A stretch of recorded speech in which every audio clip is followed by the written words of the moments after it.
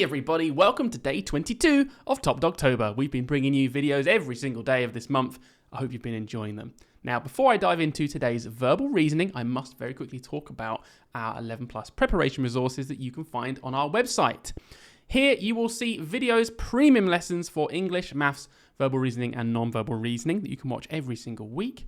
You can also download a homework task that goes with each of those lesson videos so that you can practice even more by yourself. And if you find it a bit tricky, don't worry, because there's a homework walkthrough that you can watch which explains every single answer. Now here's the best bit. If you purchase our one-off price and use the discount code VOTEHAYDEN, then you will get yourself 15% off of the price. Nice £50 discount right there. So let's dive into today's lesson. Now, yesterday Dylan left you with this question here, this lovely grid question. The answer was, of course, E. Now, the reason the answer was E, a really good question, was because the first and the second figures actually combine to make the third one. But they don't just combine, and that's it. Also, the figure that was on the left that becomes the center turns upside down, and the shading switches between them. So once you apply all of those rules, there's only one answer left, and it's E. Okay, so on to today's lesson, a verbal reasoning lesson. One of my favorites because it's really, really logical. It seems quite horrible at first, but once you hear my tips, you'll feel like a pro in no time.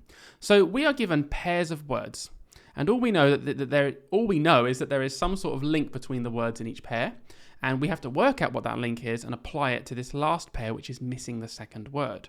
Bottle goes to something. Now, I'm going to show you a really straightforward way of doing this, and what we're going to do is we're going to build up some quicker strategies as we go. So the way I like to think of this is like a code. Each of the letters on the left-hand side can be represented by a number. For example, 1, 2, 3, 4, 5, and 6. Now, those letters are always used to create the word to the right of it, and I can do the same with this one here. 1, 2, 3, 4, 5, and 6. Now, the cool thing is, it's the same relationship in all three pairs. So whatever happens in the first pair also happens in the second pair and the one that we're looking to solve. So what we can do is we can start building up a code with the letters that we have on the right-hand side to work out what position those letters came from in the word on the left. So for example, the first letter of this second word, coal, is a C, which happens to come from the first position of the first word. So I'm going to give it a code 1. And I can confirm, by the way, that this happens in the second one as well. Look, the D here, the first letter, comes from the first position of the word to the left of it. Now I'm going to keep building up this code, and we're going to notice something. The O, which clearly comes from the second position, so that's nice and easy. The A, however, comes from the fifth position. So my code so far is 1, 2, and 5. Okay, the first letter, the second letter, then the fifth letter. But then we get to our first problem. When we get to the L, and we go and look for the L, we notice that it's in both the third position and the fourth position. So which one do we use? Because we don't want to get it wrong, right? Well, this is where the second set of words always comes in really handy. Now watch this. I know, because there's no other possibility from the first pair, I know that this will be 1, 2, and 5 as well. You can check it if you want. But the difference with this word is that the E, the last letter, can only come from one place. It can only come from the fourth position, which means our L in the first pair of words also came from that fourth position, not the third position L, but the fourth position L. So by going between the two pairs of brackets, the two pairs of words rather, we can work out the code every single time. So now we have our code 1, 2, 5, 4. We can simply apply it to our last word. So with the same logic of thinking about every letter as a number, and you don't have to write these numbers down, by the way, guys. I'm just using it to show you. Once you become more confident, you might not want to spend the time writing them. But using this code now, I can make the word B for the first letter, O for the second letter, the fifth letter is an L, and the fourth letter is a T. So I've made my missing word. It's not belt or toll or boot or tell. It was bolt. That's how we solve them. Let's up the level slightly now and have a go at the next one. Now, if you want to have a go, I'm going to give you the opportunity to pause the video, try to use the strategy we've just done and solve it yourself, but come back for the explanation.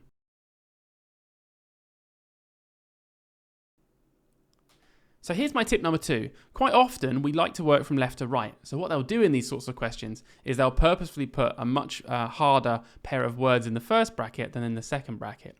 And what I mean by that is if you have a look at this, without even numbering them, I can see that when I get to this S, well, it could come from this position or this position. So I've immediately got two options.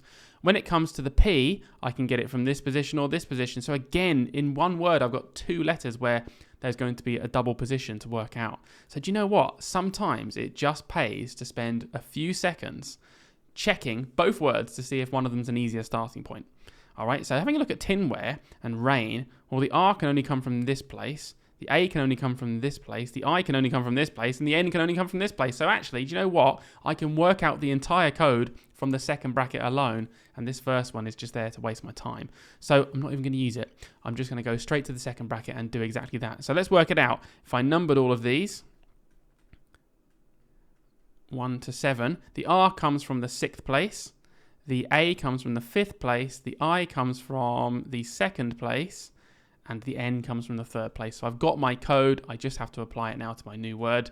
Again, if you want to write the numbers down, it takes 6, 6. That's not how it goes. If you want to write them down, it only takes a few seconds. So let's do it. 6, 5, 2, 3. Well, 6 is an S, 5 is an O, 2 and 3 are N and G. The answer is going to be B, song. Do you get it? So pretty cool, right? So now we're going to go on to the final level, the kind of hardest level, which, as you can probably imagine, is when you can't just get the code from either of them. You really do have to compare because there's going to be double letters in both pairs of words. But why don't you have a go at solving it using our strategies?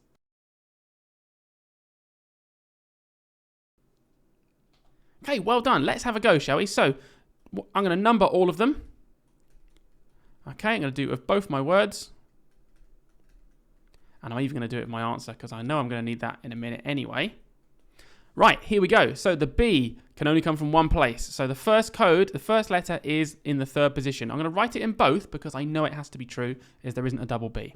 Going on to the A, the A can come from two places. So let's go over to our other word. What about their second letter? This A can only come from the 2nd place. Cool, there we go. I'm going to fill in that code. I'm going to carry on with my first word again. So the I can only come from one place. It's the 4th position. Happens again here. And finally, my T, it can come from two positions. Go over to the other word. Let's have a look at the last letter in this one. Rate, the E can only come from one place. It's the 5th position. So by going back and forth between the two pairs of words, I have found the only code that can exist, which is 3, 2, 4, 5. If I apply that to my one here, 3 and 2 give me L, A, 4 and 5 give me T and E, and the answer is D, late. How did you find that? So there we go. There's the strategy, guys. What I need you to do now is have a go at that yourself and let us know in the comments what you think the answer is. And remember, you can check it out in tomorrow's video with Dylan, where he will show you what the answer is. I've tried to write the hardest one that I could. All right. So yeah, good luck. I bet nobody can do it, right? Prove me wrong. Anyway, guys, I'll see you next time.